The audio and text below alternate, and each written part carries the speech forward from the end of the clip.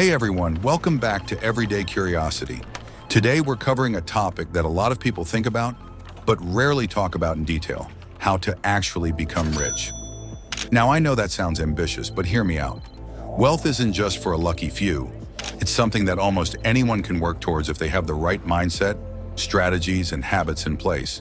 So if you've ever wondered how people accumulate wealth, make it last, and enjoy financial freedom, stick with me because we're going to break down every single step. This video isn't going to promise you overnight success. There are no get-rich-quick schemes here. Building wealth is a journey, and like any journey, it takes time, consistency, and a willingness to learn and adapt. But the good news is that once you understand the principles of wealth building, you'll realize that reaching financial independence is much more attainable than it seems. So in today's video, we'll go over the entire process. Everything from shifting your mindset to creating a budget, boosting your income, learning to invest, and perhaps most importantly, developing the discipline to live below your means. By the end of this video, you'll have a practical, step-by-step guide to help you start on your own path to wealth. So grab a notebook or open a new note on your phone, and let's get started with the first and most critical step: mindset.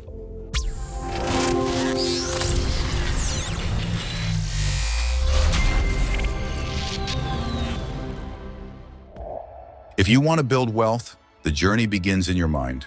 That might sound surprising, but it's true. Before we even get into numbers, budgets, or investments, the first thing to focus on is your mindset. If your beliefs about money are holding you back, you'll find it hard to take the actions needed to build wealth. A lot of us grow up with limiting beliefs around money. You might have heard things like, money doesn't grow on trees, or rich people are greedy, or even, I'll never be able to afford the life I want. These are examples of a scarcity mindset. When you believe money is hard to come by, or that it's somehow wrong to want more of it, you end up self-sabotaging. This mindset keeps people stuck in a cycle of low expectations and limited possibilities. On the flip side, there's something called an abundance mindset.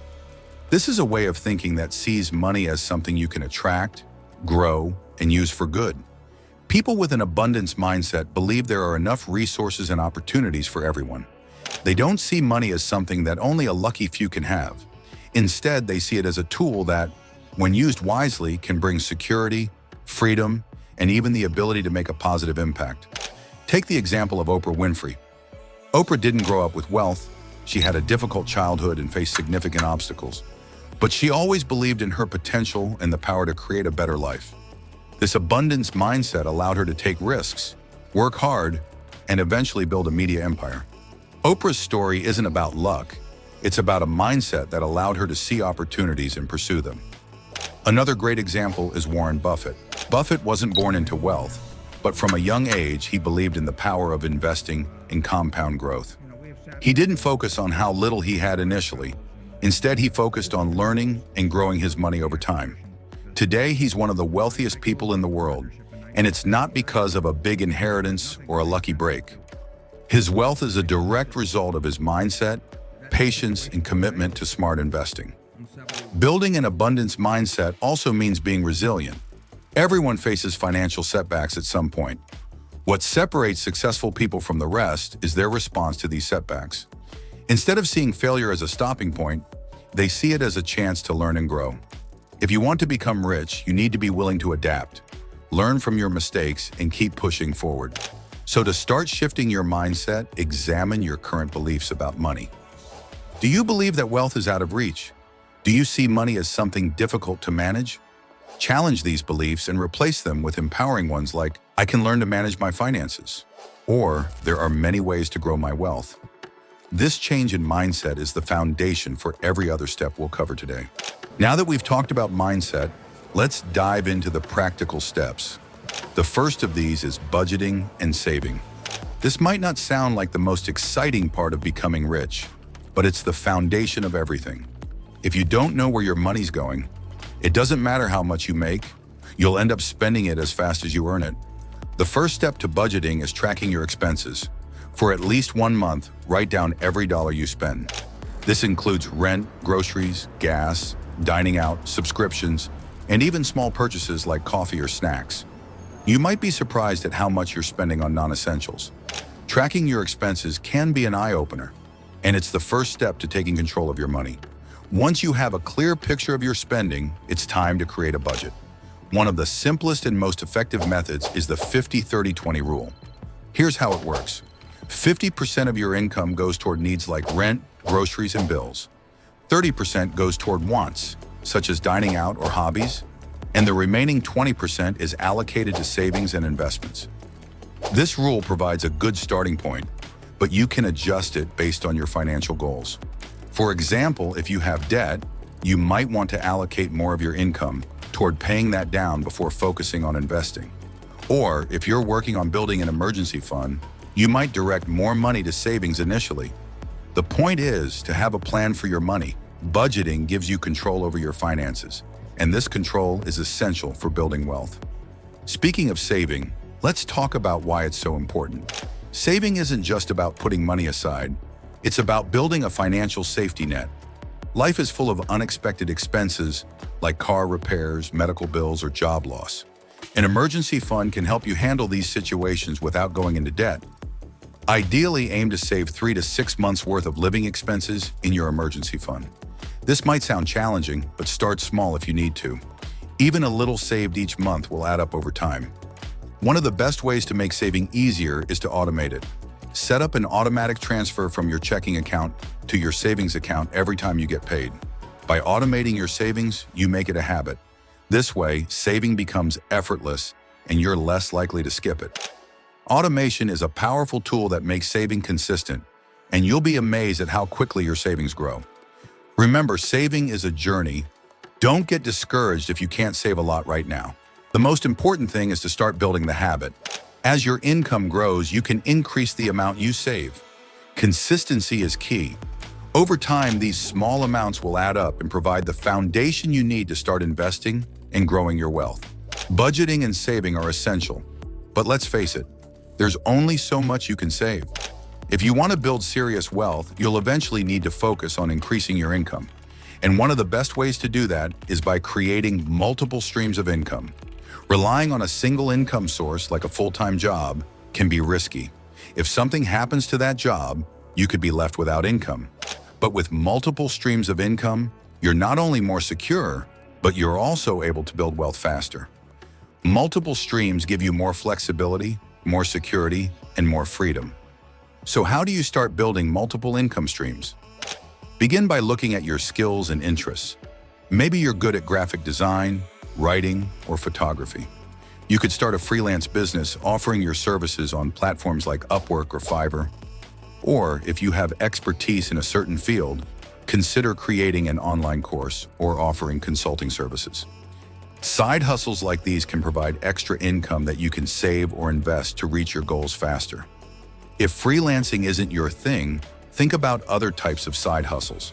For instance, if you're a fitness enthusiast, you could become a personal trainer. Or if you enjoy cooking, you could start a food blog or sell homemade goods. The best side hustle is one that aligns with your skills and interests. Another way to increase your income is through passive income streams.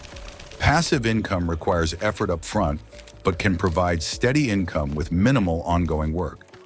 Examples of passive income include rental properties, dividends from stocks, royalties from a book or online course, or even a YouTube channel.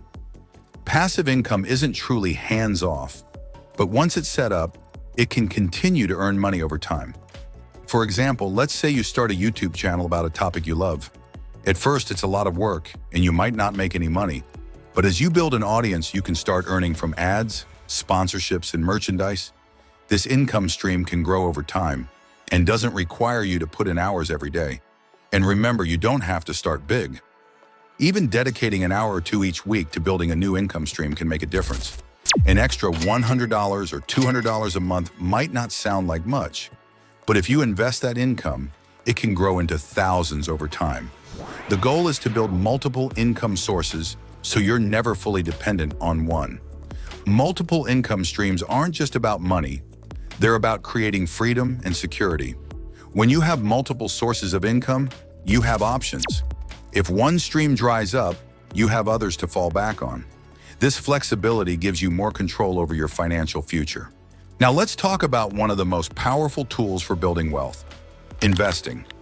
Saving is essential, but saving alone isn't going to make you rich. To build real wealth, you need to make your money work for you, and that's where investing comes in. Investing is all about putting your money into assets that have the potential to grow over time. Unlike a savings account, where your money just sits, investments allow your money to generate returns, which helps your wealth grow faster. The earlier you start investing, the more time your money has to compound. There are many types of investments, but let's focus on the basics: stocks, bonds, and real estate. Stocks are shares of ownership in a company. When you buy a stock, you're buying a small piece of that company. If the company does well, the value of your stock goes up.